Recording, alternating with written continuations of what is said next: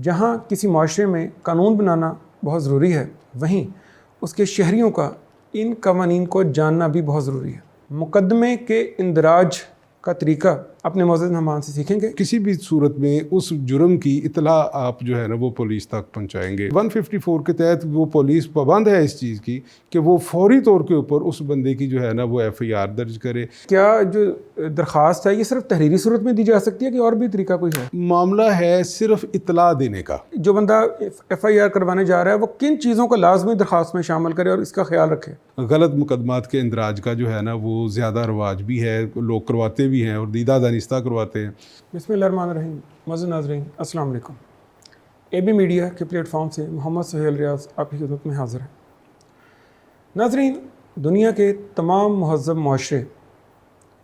माशरों को महज़्ज़ब बनाने के लिए कानून साज़ी करते हैं और कानून पर अमल दरामद करवाया जाता है ताकि किसी के हकूक़ को पामाल ना किया जाए। जहाँ किसी माशरे में कानून बनाना बहुत ज़रूरी है, वहीं उसके शहरियों का इन कवानीन को जानना भी बहुत ज़रूरी है। नाज़रीन, अगर शहरी कवानीन के मुतल्लिक़ बुनियादी मालूमात को जानते होंगे तो वो किसी भी मसले को दरपेश आने की सूरत में अपना दिफा मुनासिब तरीके से कर लेंगे। बसूरत दीगर, अगर उनको यही मालूम नहीं होगा कि अगर उनके साथ कोई ऐसा मामला पेश आ गया है जिसमें उनके हकूक़ पामाल किए गए हैं या उनके साथ ज़्यादती हुई है, तो वो बहुत सा कीमती वक़्त ज़ाया कर देंगे जो कि बाद में इंसाफ की फ़राहमी में बहुत बड़ी रुकावट बन जाएगा। नाज़रीन, हम आपके लिए एक प्रोग्रामों का सिलसिला शुरू कर रहे हैं जिसमें हम ये कोशिश करेंगे कि कानूनी माहिरीन को बुलाएं और अपने नाज़रीन की आगाही के लिए बुनियादी कानूनी मामलात के बारे में उनसे पूछें ताकि हमारे नाज़रीन ये जान सकें कि किसी भी मामले में अगर उनको किसी भी कानूनी इक़दाम का सामना हो तो उसका क्या तरीका है।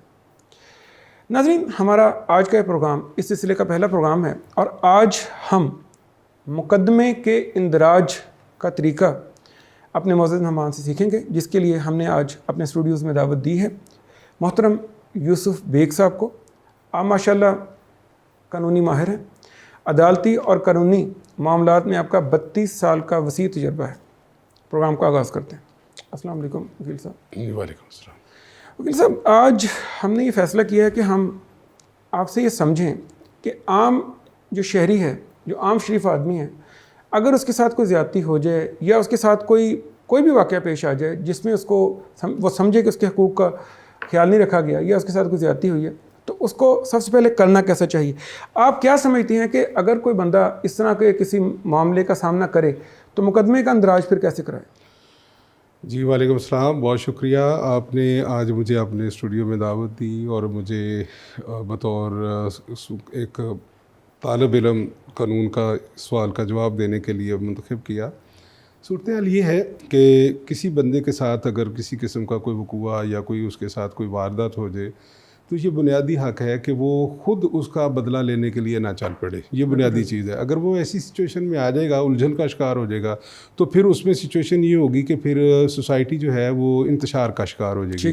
तो उसके लिए रियासत ने अदारे बनाए हैं, रियासत ने उसके लिए जो है कवानीन वज़ा किए हैं, रियासत ने उसके लिए जो है ना वो इंस्टीट्यूशन बनाए हैं, उनके अंदर एक तरीक़ाकार जो है वो ज़ाब्ता दिया है कि आप उसके ऊपर अमल करेंगे तो उसके मुताबिक जो है वो आप काम करेंगे तो रियासत आपका बदला आपको करके देगी, आपको इंसाफ देगी।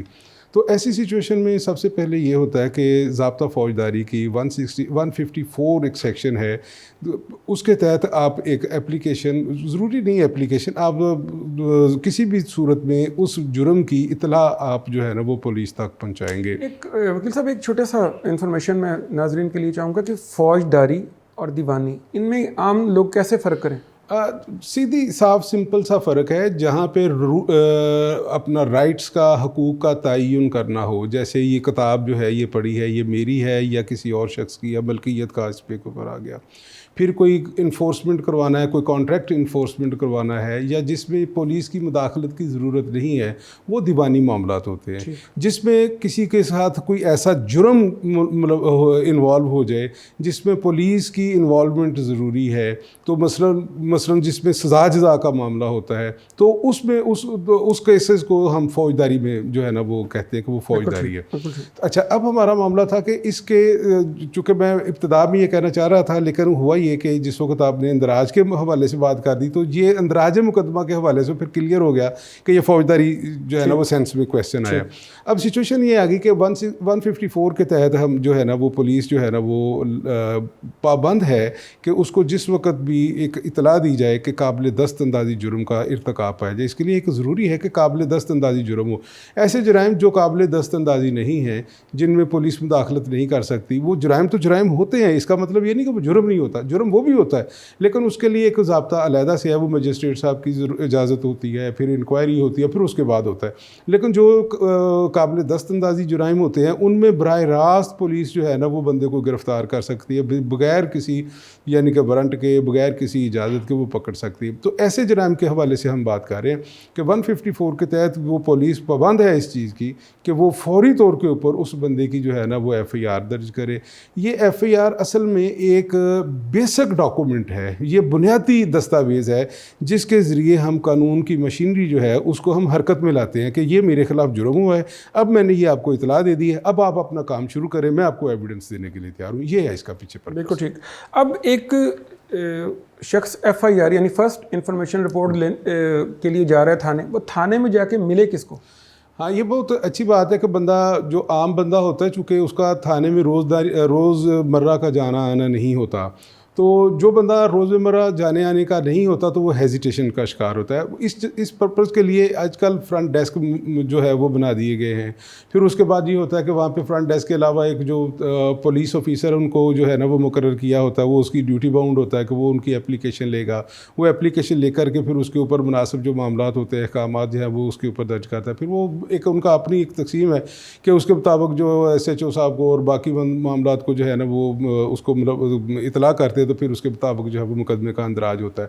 तो इसमें एप्लीकेशन जो होती है वो SHO साहब के नाम जो होता है, थाने के इंचार्ज होते हैं SHO साहब, उनके नाम ही लिखी जाती होती है। जो भी थाने में वकूए के मतलब जाएंगे दर्ज करने के लिए, बेसिक डॉक्यूमेंट की जो एप्लीकेशन है वो SHO के नाम तहरीर होगी।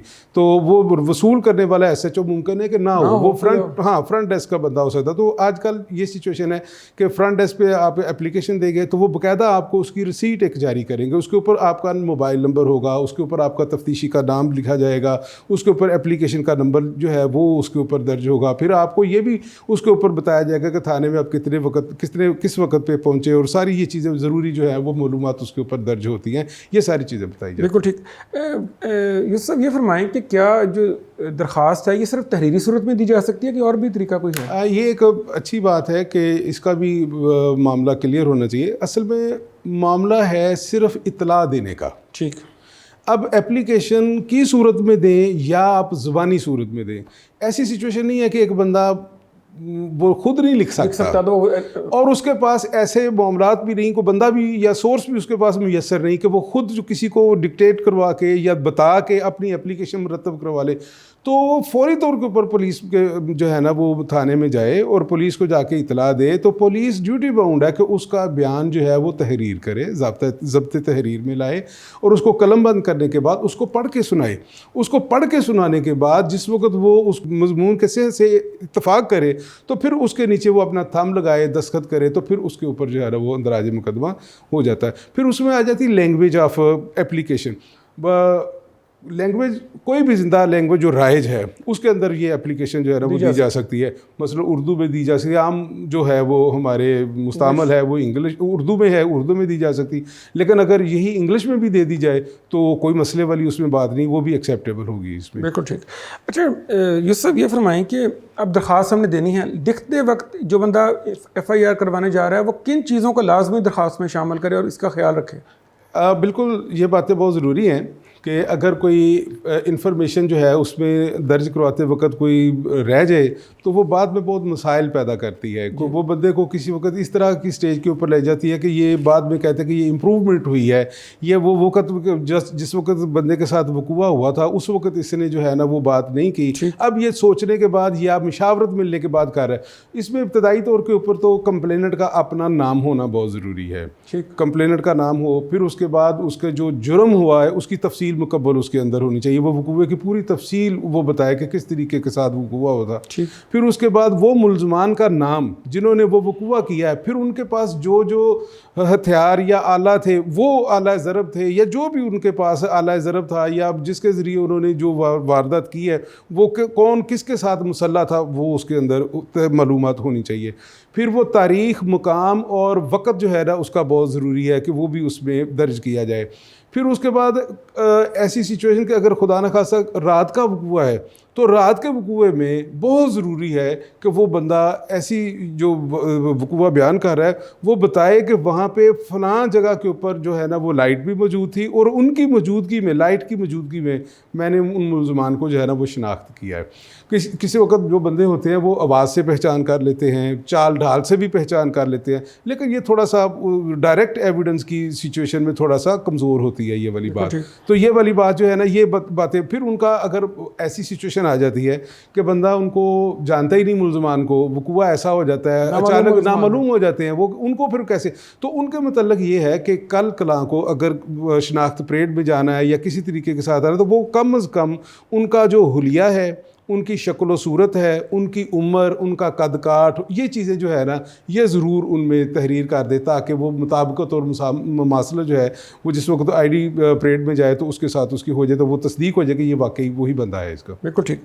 ये सब ये फरमाएं कि अगर अब मुकदमा दर्ज करवा दिया है लेकिन बाद में कुछ याद आता है कि ये तो ये हुआ था, ये रह गई चीज़, अब कोई जुर्म जो हुआ है उसके साथ वो उसकी कोई तफसील या कोई बात ऐसी रह गई है, अब फिर वो क्या करें? अब इसमें ना लॉ की बहुत डेवलपमेंट आ गई है। ठीक, पहली बात तो ये है कि ये वाला बहुत रेयर फिनोमिना है, बहुत कम होता है ऐसा, लेकिन अगर ऐसा आ जाए मसलन बंदे को इसमें ज़रूरी है, लाजमी नहीं कि बंदा हर दफ़ा जो है ना वो गलत बयानी से ही काम ले रहा है, लेकिन अगर ऐसा आ जाए मसलन क्या चीज़ इसमें आ जाए, बंदे को ये पता चलता है कि ये वाला जो वकूआ मेरे साथ हुआ है ये फ़लाँ बंदे के कहने पे हुआ है, ये बंदा, ये लाजमी नहीं कि फौरी तौर के ऊपर बंदे के पास इंफॉर्मेशन हो जिस वक्त वकूआ हुआ है उसके साथ उसी वक्त उसके पास इंफॉर्मेशन हो कि ये किसके कहने पे हुआ, ये बाद में ही पता चलेगा उसको।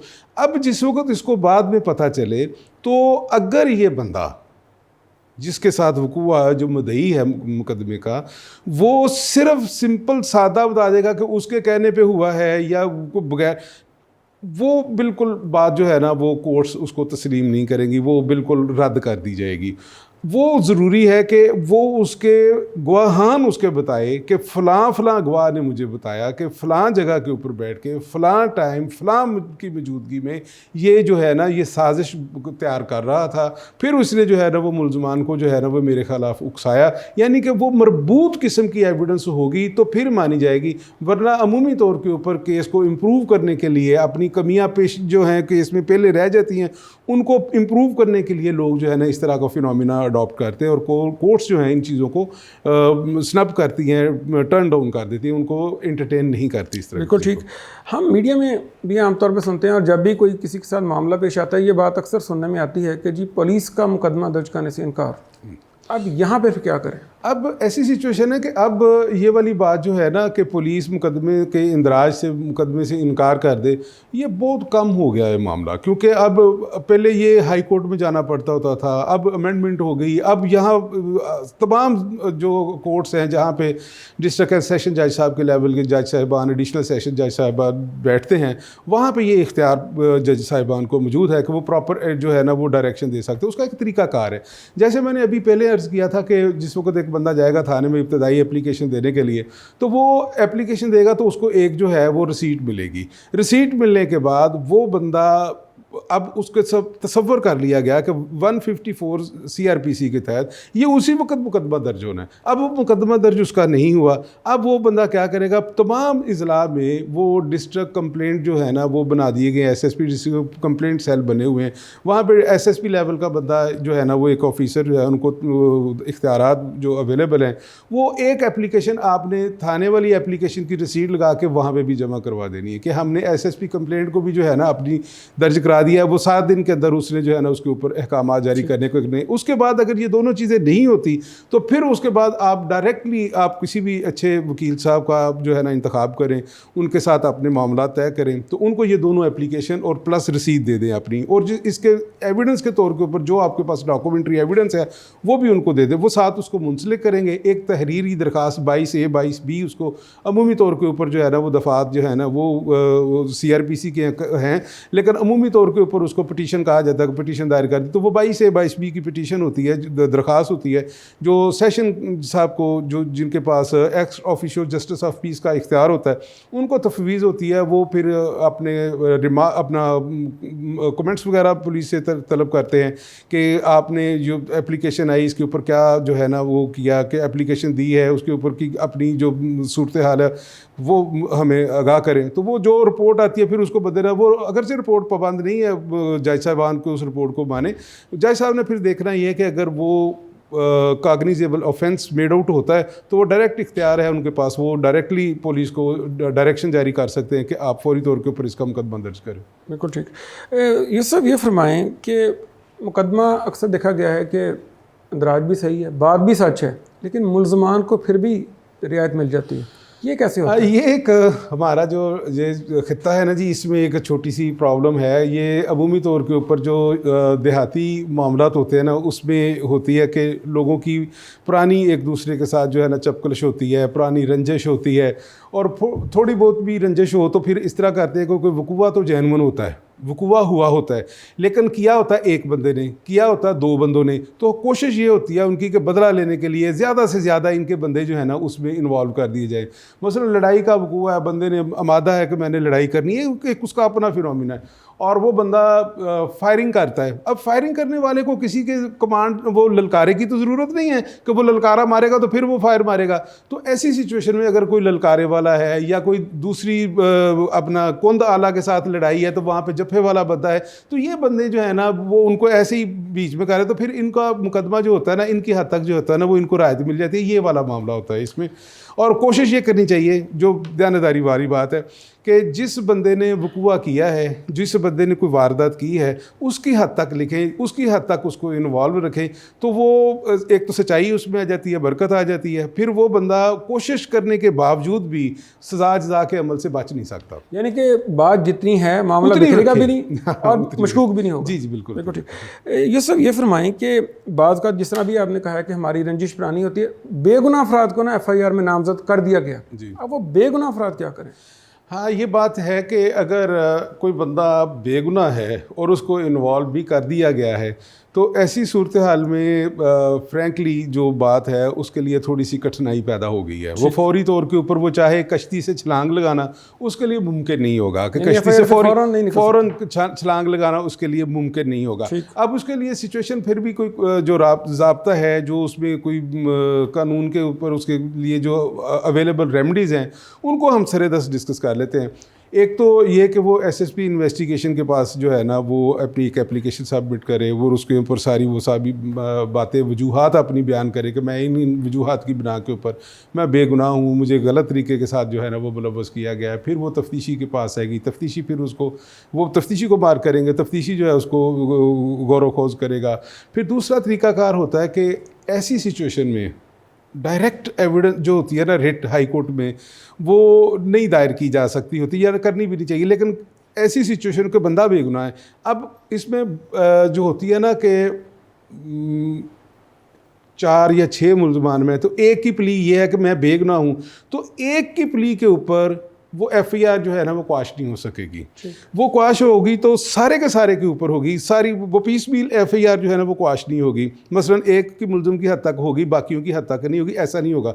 वो उस शख्स को खुद अपने हद तक बेगुनाही जो है ना वो साबित करनी पड़ेगी। तो फिर वो कोर्ट में भी जाता है, कोर्ट में जाकर के डायरेक्शन ले कि मेरी जनाब ये वाली मेरे मालूमात है, ये मेरे पास डॉक्यूमेंट्री एविडेंस है। तो पुलिस जो है वो मेरे एविडेंस जो है ना उनको इंटरटेन नहीं कर रही, आप उनको डायरेक्शन दे दें कि मेरी एविडेंस जो है उसको सफ़ा मिसल के ऊपर ला करके उसके मुताबिक जो है ना अपनी ओपिनियन फ्रेम करें और उसके मुताबिक अपनी जो है ना तफ्तीश को वो नतीजा उसका अखज़ करें या उसको तफ्तीश को कल अपना फाइनलाइज करें। तो ये एक उसको थोड़ी सी इसमें मामले को जो लेकिन यानी वैसे ज़्यादा इम्कानात इस बात के हैं कि जब तक वो मामला चलता जाएगा वो साथ रहेगा, वो साथ रहेगा, वो साथ रहेगा, उसको निकलना मुमकिन नहीं है। बिल्कुल ठीक। अच्छा यूसुफ, ये फरमाएं कि मुकदमे का अंदराज करवा दिया गया लेकिन किसी मुजरम का नाम बीच में डलवाना याद नहीं रहा जो जेन्युइन बीच में शामिल था। हाँ, वो बात हमने की है कि अगर ऐसी सिचुएशन आ जाए तो उसमें हमने क्या करना है, उसका तरीकाकार ये है कि स्ट्रॉन्ग एविडेंस जिसके ज़रिए उसका पता चला है कि ये एविडेंस है और वो अनरिबटेबल किस्म की जो है ना वो एविडेंस हो और दो टोक हो और वाजे हो, तो ऐसी जो है ना एविडेंस के ज़रिए उस बंदे को उसमें इन्वॉल्व किया जा सकता है। बसूरत दीगर ये जो होती है ना, इसको यही तस्वर की आफ्टर थाट कहानी है, मिशावरत के बाद जो है ना इसको मुलव्वस किया जा रहा है। और अमूमी तौर के ऊपर फिनोमिना भी है कि मसलन फैमिली में एक ऐसा शख्स है जिसका रसूख ज़्यादा है, जो अदारों में जाना जानता है या जिसको बंदों के साथ मेल मुलाकात का ज़्यादा जो है ना वो तजर्बा है, वो कचहरी में वकला के साथ बातचीत का जो है ना वो अच्छी गुफ्तगू कर लेता है, या थाने में जाता है तो वो अपनी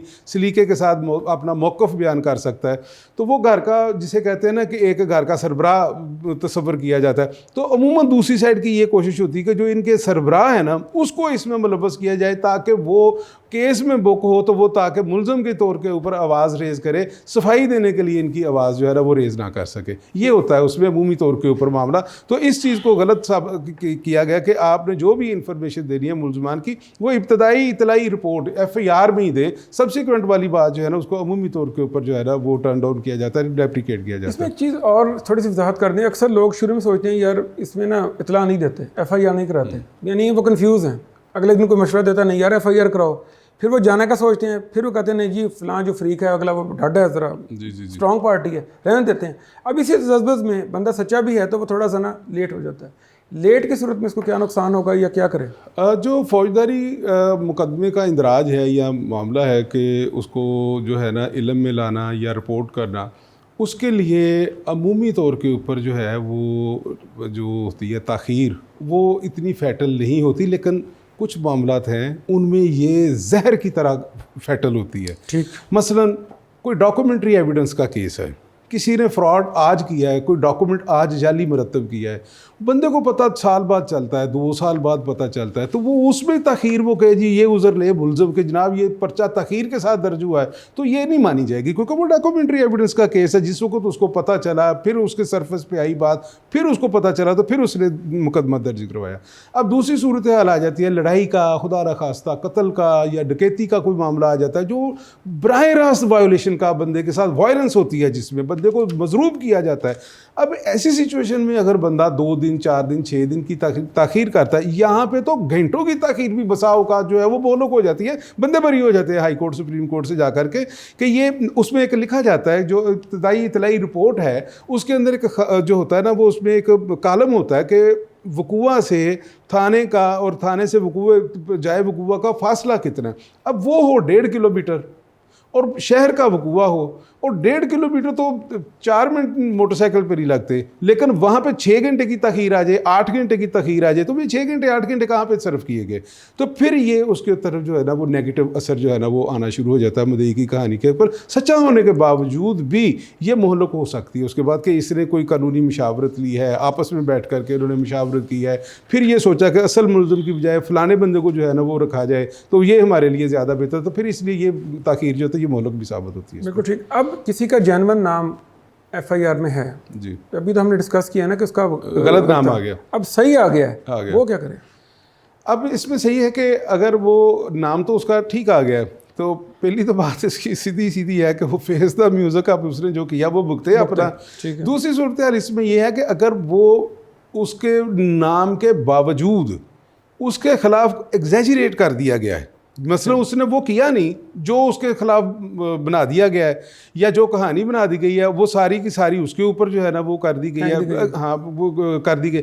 अब ऐसी सिचुएशन में उसके पास फिर है कि वो सबसे पहले तफ्तीशी जो है, मामला यही है कि सबसे पहला बेसिक जो स्टेप है वो तफ्तीशी के पास ही है सारा, कि उसी ने उसके पास एविडेंस देनी है, उसी को उसने एविडेंस पेश करनी है। तो एविडेंस वाला मामला जो है ना, जितनी भी होनी है वो सारी की सारी कलेक्शन, वो क्योंकि तफ्तीश का मकसद क्या है? तफ्तीश का प्रोसेस होता है टू कलेक्ट द एविडेंस। जिस वक्त वो लाजमी नहीं कि वो प्रोसिक्यूशन के हक में, वो मुल्ज़म का भी तो हक है ना, मुल्ज़म को भी तो हक मिल रहा है ना कि वो भी अपना मौक़िफ़ बयान करे। ये अलग बात है कि यहाँ पे जो है ना वो सिंगल साइड चल रहा है, या दोनों साइड पे चल रहे हैं, या वो साइड जिसको नहीं चलना चाहिए उसको ज़्यादा प्रमोट किया जाता है। तो वो ये एक अलहदा, उसकी बहस नहीं हम कर रहे, हम राइट की बात कर रहे हैं। जहाँ पर उसका राइट है मुद्दई का कि उसका मुकदमा दर्ज हो, वहीं पर हक है मुल्ज़म का कि उसका मौक़िफ़ भी सुना जाए। फेयर ट्रायल की बात यह है 10A कॉन्स्टिट्यूशन जो है ना उसके मुताबिक मौक़िफ़ उसको सुना जाना चाहिए। हम किसी और प्रोग्राम में मुल्ज़मान के क्या हकूक़ है या मुल्ज़म के क्या हकूक़ है वो उसके ऊपर बात करेंगे, तो फिर इसकी हम जो है ना तफसील के साथ बात करेंगे कि वो उसको हक पे होने के बावजूद, नामदर्ज होने के, नामजद होने के बावजूद उसको क्या हकूक़ अवेलेबल है। ये एक और प्रोग्राम इसका मुतकाज़ी है, फिर उस पर बात करेंगे हम। इसमें यहाँ पे सिर्फ थोड़ी सी इस बात की वजाहत कर दें कि अगर एक शख्स है उसके ऊपर ठीक है उसने लड़ाई में से था, लेकिन जो बातें उसके ऊपर लगा दी गई हैं वो सारी नहीं थी, तो क्या वो जो हाई कोर्ट में डायरेक्ट FIR को खारिज कराने के लिए दरखास्त दे सकता है? मैं इसमें कहता हूँ कि हाई कोर्ट में फौरी तौर के ऊपर डायरेक्ट जो है ना वो नहीं जाया जा सकता। क्वाशमेंट ऑफ FIR में उसकी वजूहात है। वजूहात ये हैं कि ये जो होती है ना एविडेंस FIR, ये जिस वक्त जहाँ पे फैक्चुअल कंट्रोवर्सी यानी कि एविडेंस का मामला आ जाएगा, जो एविडेंस के ज़रिए रिकॉर्ड करने के बाद आप किसी नतीजे पे पहुँचेंगे, तो वहाँ पे हाई कोर्ट रिट में जुरिस्डिक्शन को डिक्लाइन कर देती है, वहाँ पे नहीं करती वो। अच्छा, लेकिन इसमें एक सिचुएशन जो होती है ना वो ज़रूरी हो जाती है। अमूमी तौर के ऊपर जो होता है को फौरी तौर के ऊपर क्वाशमेंट की FIR जो है ना, FIR की क्वाशमेंट के लिए रिट दायर कर दी। मुल्ज़म एक है, दो है, वो अब इसमें नहीं मैटर कर रहा जो मैं अर्ज़ कर रहा हूँ। वो कानून की नज़र में वो FIR इटसेल्फ गलत है। मसलन कारोबारी लोग हैं, किसी के साथ उन्होंने इन्वेस्टमेंट का मामला किया, किसी को उधार रकम दे दी। अब वो उधार दी हुई रकम उधार के अल्फाज के साथ, कारोबारी रकम कारोबार के अल्फाज के साथ वो FIR दर्ज करवा के इख्तिताम पे ये लिखते कि ये मेरी रकम, मैंने उसको कहा था तुम्हारे पास अमानत है और मैं वो ले लूँगा जिस वक्त मुझे ज़रूरत होगी, तो दी हुई है कारोबार के लिए, दी हुई है उधार, तो वो आप उसको पुलिस के ज़रिए एक्सपीडाइट करने की गरज से उसको हालत चेंज कर दी। तो वो करने के लिए अगर करेंगे तो ऐसी सिचुएशन में बराह रास्त हाई कोर्ट मुदाखलत करेगी कि ये कानूनी तौर के ऊपर केस बनता नहीं है, जुर्म नहीं बनता जिसके तहत मुकदमा होगा, तो वो क्वाश हो जाएगी FIR। इस तरह की सिचुएशन। ये सब यहाँ पे एक चीज़ ये भी देखी गई है कि दौरान तफ्तीशी अफसर जहाँ से होता है वो मुकदमे को खारिज कर देता है। ये कब होता है?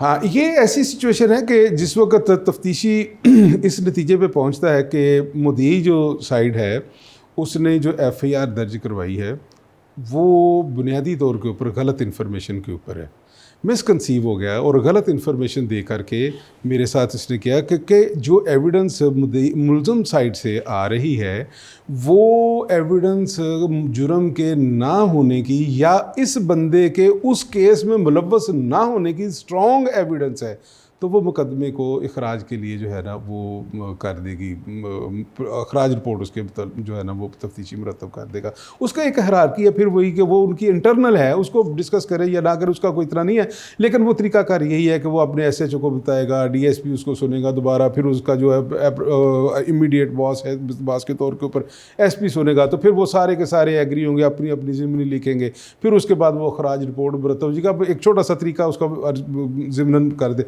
वो करेगा। करने के बाद वो फिर प्रोसिक्यूशन ब्रांच में जाएगी, प्रोसिक्यूशन भी उसके साथ एग्री करते हुए उसके ऊपर अपना एक नोट लिख देगी। अपना नोट लिखने के बाद उसको कोर्ट में सबमिट करेंगे, कोर्ट में सबमिट हो जाएगी तो फिर वो जज साहब के पास, मजिस्ट्रेट साहब के पास चले जाएगी, तो वो फिर अपना जो मामला है उस पर मजिस्ट्रेट साहब के पास जाएगी। मजिस्ट्रेट जो है उनके पास दो रास्ते हो जाएंगे, या तो वो एक्सेप्ट करेंगे या उसको रिजेक्ट करेंगे।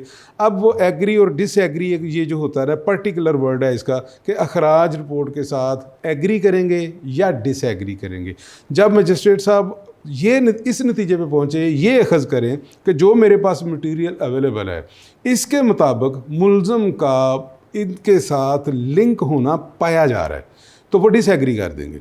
और अगर वो ये समझे कि अगर ये मुल्ज़म का इस जुर्म के साथ या केस के साथ किसी सूरत में भी अवेलेबल मटेरियल और अवेलेबल एविडेंस के मौजूदगी में लिंक करना मुमकिन नहीं है और ये बेमकसद जो है ना वो एक मुकदमा दर्ज करवाया गया है, तो वो उसके साथ एग्री करते हुए उसको खारिज कर देंगे। दो सूरतें आ गई कि अगर वो उसके साथ मुताबिकत नहीं रखता, मुल्ज़म को जो है वो लिंक नहीं करता नज़र आएगा, तो वो उसके साथ एग्री कर देंगे। अगर मुल्ज़म उसके साथ लिंक करता हुआ नज़र आए तो उसके साथ डिसएग्री कर देंगे। ये सब ये फरमाएं कि ऐसा होता है बाज़ औक़ात कि अब अखराज रिपोर्ट आ गई है लेकिन फिर भी अदालत ने तलब कर लिया। हाँ, यही मैं अर्ज़ कर रहा हूँ कि अगर वो अखराज रिपोर्ट के साथ जज साहब अगर डिसएग्री कर जाए तो फिर उसका प्रोसेस एक चलेगा। फिर प्रोसेस क्या चलेगा? फिर उसका प्रोसेस ये चलेगा कि जज साहब फौरी तौर के ऊपर जो कंसर्न पुलिस ऑफिसर है या तफ्तीशी है उसको कहेंगे विटनेस की जो लिस्ट ऑफ विटनेस है वो सबमिट करो,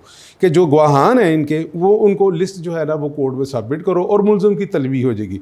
फिर वो जो यहाँ पे वो मामला आ जाएगा कि मुल्ज़म जो है अगर गिरफ़्तार हो गया होता, मुकदमा खारिज ना हुआ होता, तो जिस वक़्त उसका मजिस्ट्रेट साहब के सामने पेश होकर वो चलान के ऊपर अपनी रिपोर्ट के मुताबिक उसको ट्रायल को फेस कर रहा होता, वो मरहला यहाँ से फिर शुरू हो जाएगा कि वो जज साहब ने तलब कर लिया, वो जज साहब उसको ऊपर जो है ना वो ऑर्डर करेंगे कि आप इतने का जो है ना वो ज़मानतनामा एक दाखिल करें, वो बंदा ज़मानतनामा दाखिल करेगा, फिर उसके बाद उसका बाकायदा ट्रायल जो है ना वो शुरू हो जाएगा। फिर अब उसको एविडेंस के ज़रिए उसके ख़िलाफ़ जो एविडेंस है वो पेश की जाएगी, वो उस एविडेंस के ऊपर क्रॉस करेगा, गवाहान के ऊपर अपनी एविडेंस देना चाहेगा, वो अपनी एविडेंस देगा, फिर अपनी बेगुनाही साबित अब उसको अदालत के सामने पेश करनी पड़ेगी। बिल्कुल ठीक। अगर अब मुकदमा खारिज हो गया और मुद्दई जो समझ रहा है कि मैं तो सच्चा था लेकिन मुकदमा खारिज हो गया, क्या अभी कोई रास्ता बाकी है कि फ़ारग है वो?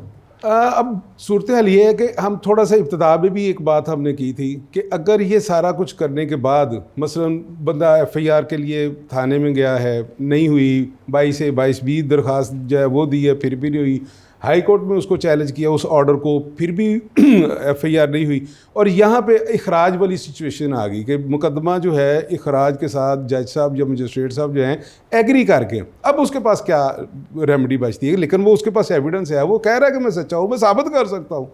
तो अब उसके पास एक रास्ता है कि वो अपना फिर दोबारा वकील साहब को इंगेज करे अपने हिसाब से, जो उनको अच्छे महसूस हों, जो जिनके ऊपर उसका एतमाद हो, अपनी चॉइस के वकील साहब को ले, फिर अपनी जितनी एविडेंस है, एक एप्लीकेशन होती है इस्तगासा उसको कहते हैं, इस्तगासा की सूरत में, कंप्लेंट की सूरत में अपनी सारी स्टोरी अपनी जो है जो उसके साथ हुआ वो सारी की सारी उसमें कथा उस पर दर्ज करे, उसके अंदर से साथ अपनी एविडेंस जो है उसको मुंसलिक करे, दस्तावेज़ी शहादत जो है वो साथ मुंसलिक करे, फिर उसके बाद गवाहान जो हैं उसके उनकी लिस्ट जो है वो भी उसके साथ जो है ना वो मुंसलिक करके फ़लाँ बंदा मेरा गुनाह है, फिर उसका एक जिस्ट जो होती है खुलासा बयान करे गवाहान का कि फ़लाँ गवाह ये बयान करता है, फ़लाँ गवाह इस अमर का गवाह है, फ़लाँ गवाह ये बयान करेगा, फ़लाँ जो है ना वो उसको इस अमर का वो गवाह है, ये सारी चीज़ बयान करेगा।